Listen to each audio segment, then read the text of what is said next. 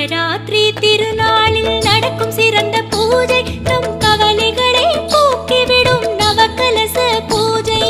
நவராத்திரி திருநாளில் நடக்கும் சிறந்த பூஜை நம் கவலைகளை போக்கிவிடும் நவகலச பூஜை.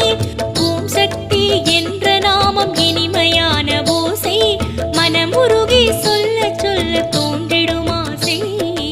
ஓம் சக்தி என்ற நாமம் இனிமையான ஓசை மனமுருகி